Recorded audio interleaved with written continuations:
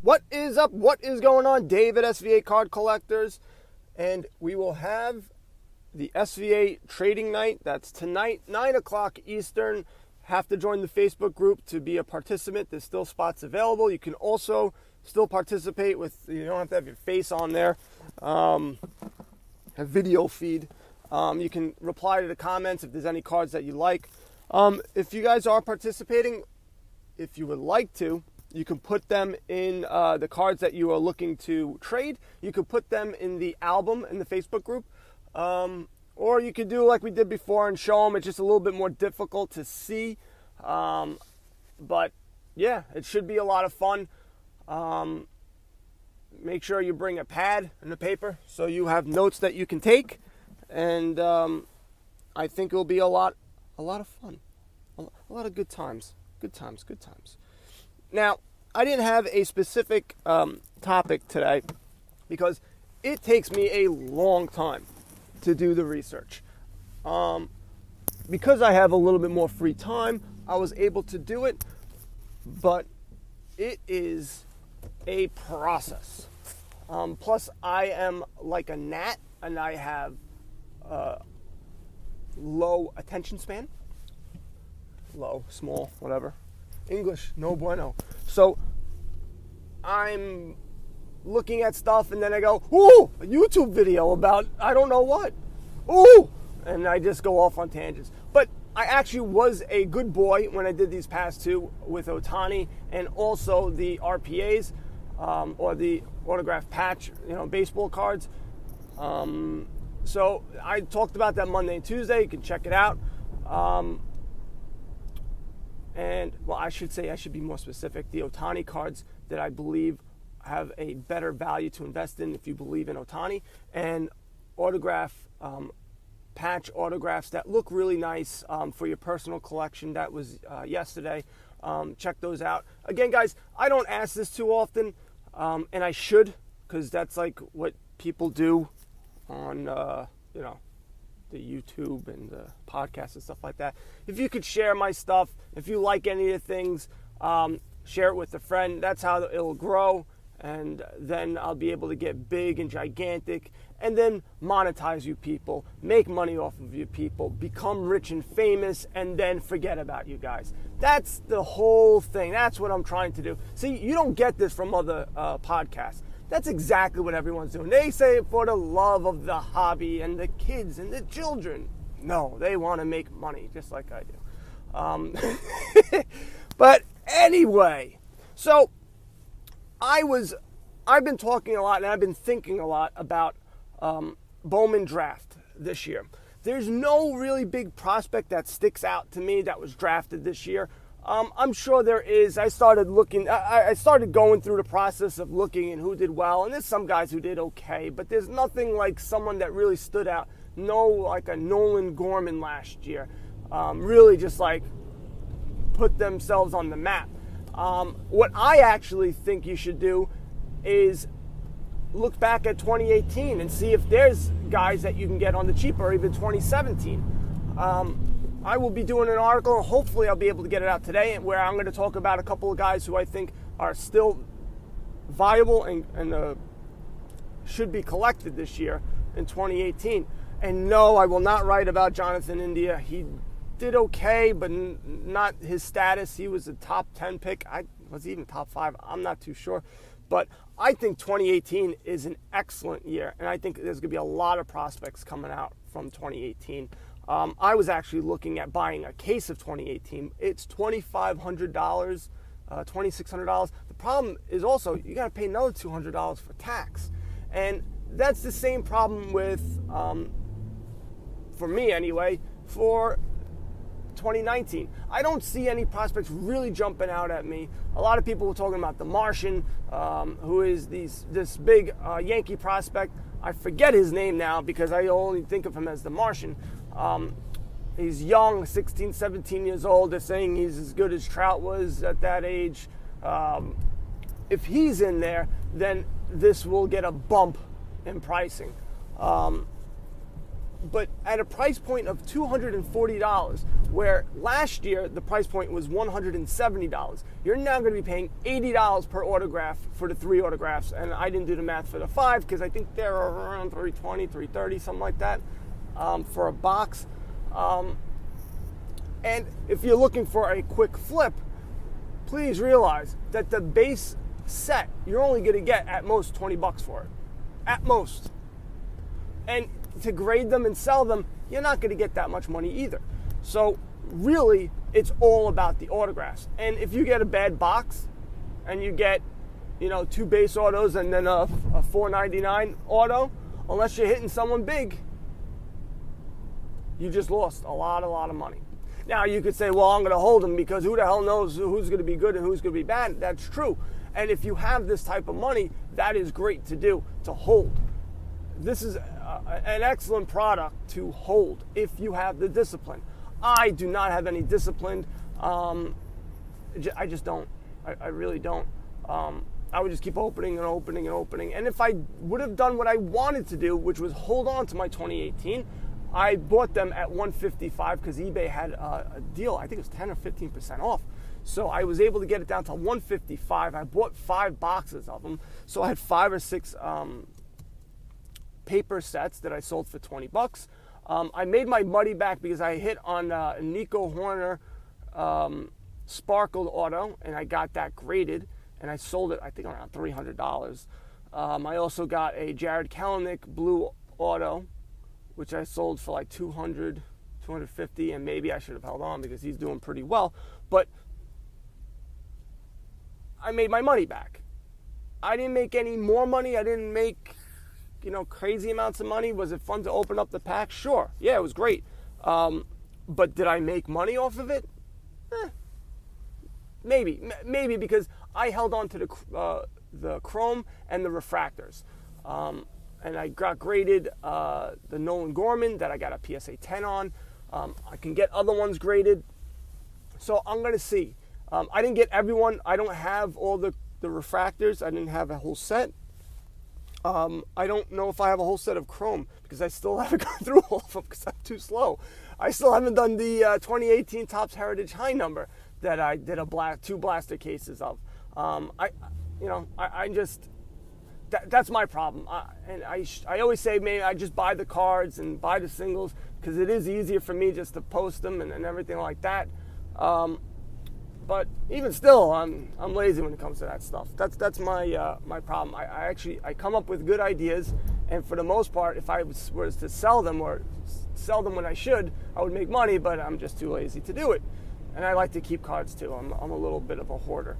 But I don't know. For the quick flip, I don't suggest this Bowman Draft at all.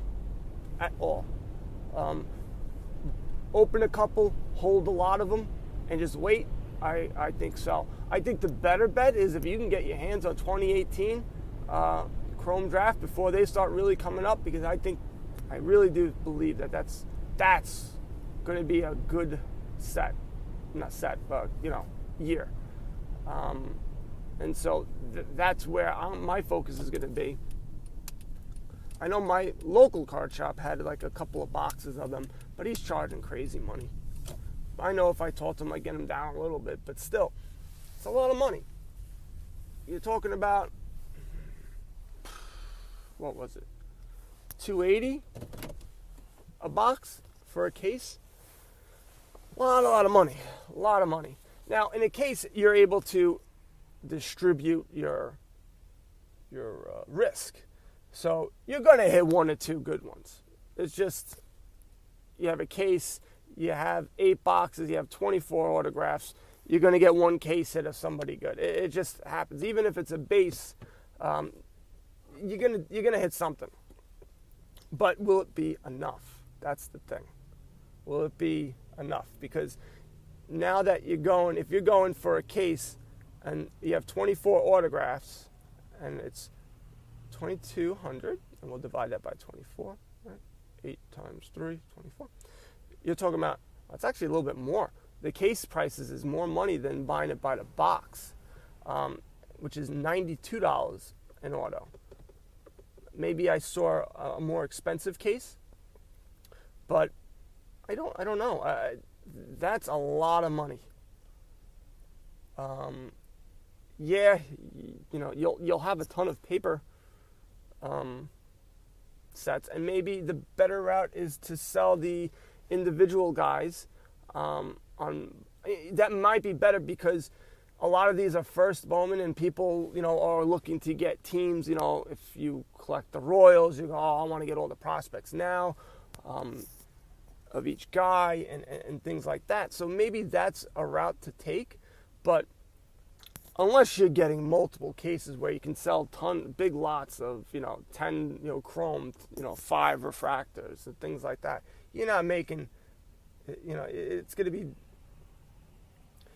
I don't know. I'm talking gibberish now because I'm thinking both ends of, well, how I would buy it. I would buy it 10 card lots, but individually, but I wouldn't buy all these cases to sell 10 card lots. That'd be crazy.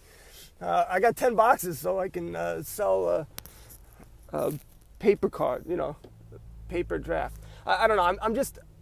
I'm not giving great information because I'm so blasey blah about Bowman Draft this year because of the price point. If it was last year and it was $170, $175, I would say go all in, get a case, but it's not. It's a lot more money, and you're gonna see you're gonna see a ton of supply because everyone's gonna be buying this year. Because everybody knows that draft is big. And people are going to be trying to recoup their money back on cards that they don't want. So they're going to be selling out the yin-yang these paper. This paper, Bowman, you're going to see more than anything. And so there's going to be a ton of supply of this stuff. And I don't know, if I would pre-sale. I would do some pre-selling right now of the paper, so at least you can get rid of it. If it's $18, $15, whatever it is, and just say you sold 5 or 6 of them, it's something. You're getting some money back.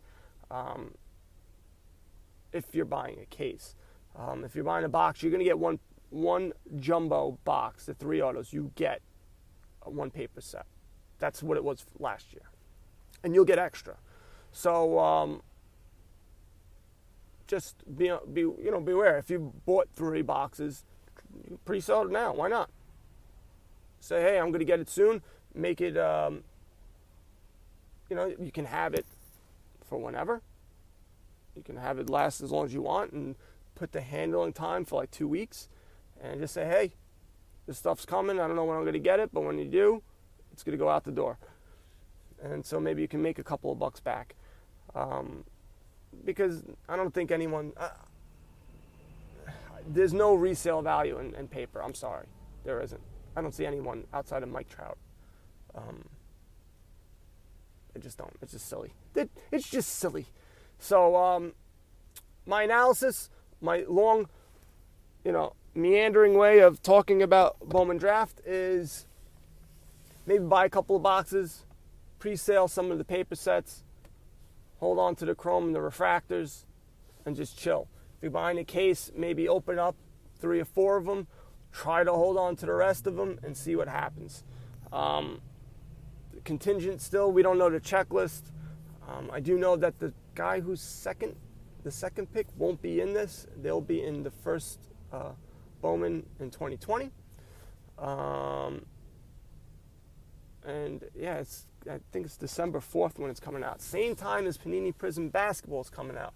And when that comes out, I'm sure there's going to be first off the line boxes, the couple of days before. So be on the lookout for that on Panini. That's going to be crazy. Everybody and their mother is going to be trying to buy boxes. I will be. I'll buy as many as I can because that is going to be crazy. I was trying to do something for basketball, the topic for today.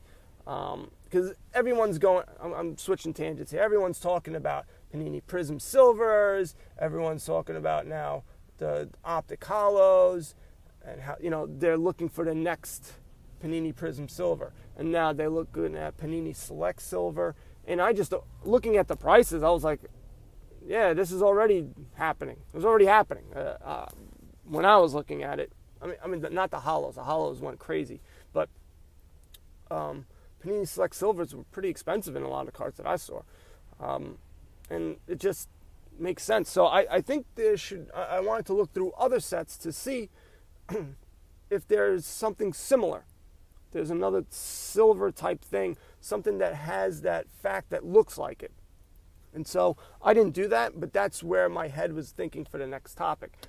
This is going to take me a lot more time because I don't know basketball as well in the later years. I don't know about now. This is my first season of basketball. So all this stuff that's coming out is new to me. I can always look back at the data and talk intelligently about it, but to say, oh, all right, I know all the sets, and go through and try to figure it out, that's where it's going to be a problem. I've all but dropped out of football. I'm not a fan of just quarterbacks being the cards to pick up. I really don't like that. I would think all the top guys, like the top defensive ends, top wide receivers, the running backs, should be the same amount of money as a quarterback, but it's just not. And it's just, I don't know. It seems there's so few guys to collect in football. And so I just, I still like collecting football, and I'll do it. I like Sam Darnold. I'll try to pick up my Jets as much as I can, and I want to know about it. So if I see a deal, I know to pick it up. But I'm falling back a little bit on it. But what I will say is this: 2019 is not looking great, and a lot of people are crapping on it. But it could be really good. And it may be a good opportunity to buy and hold, especially Panini Prism, because you have Kyler Murray, you have Danny Dimes. Those are two quarterbacks that are playing fairly well in their first year. Yeah, they make mistakes and whatever, but it's their first year. So maybe 2 or 3 years down the line, I have full faith that Danny Dimes is going to be good. Why? Because the Giants always figure out a way. They somehow finagle their way to, I don't know, we should have picked Sam Darnold. We should have picked these quarterbacks before we did, and we picked Saquon. Everyone laughed at us for picking Danny Dimes, and of course this guy becomes, he's going to be like a Hall of Famer. That's what I think is going to happen. Should I be buying him? Yes, I probably should. But I think you can buy these boxes really cheap right now because people really don't care about this stuff. There's no buzz. So I would just hold on. If you can hold on, if you have the discipline, I would do that because I think they're pretty cheap. And I would go with the higher end stuff because there's really no buzz about it, truthfully. To me, unless, everyone's like Murray, yeah, everyone likes him. But beyond that, there's just no buzz even to these boxes. And we saw when we got the Prism first off the line, I couldn't sell them. I finally got rid of them just to get my money back. Because I needed my money back because I wanted to put it in other things, and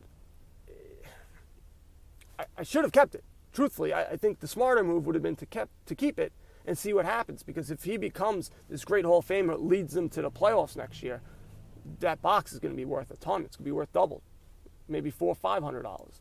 And so those are the things that, if I was in a better financial situation at the time, I was fine. It's just, you get nervous. And you're like, I don't want to start dipping into my savings to buy cards. No one wants to do that. That's not something people like to do. So there's that. So I think I've gone around and around to things. We spoke about Bowman Draft.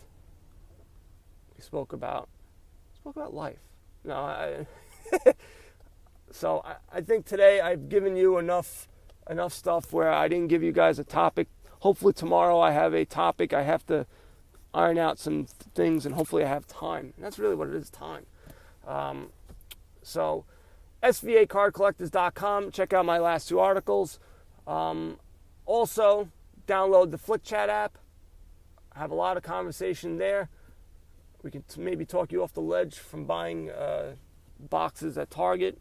Doesn't usually work out too well. And also we have the SVA trade night. Starts at 9 o'clock Eastern. Should be a lot of fun. All right, guys, you know what to do. Buy some cards and go broke. Later.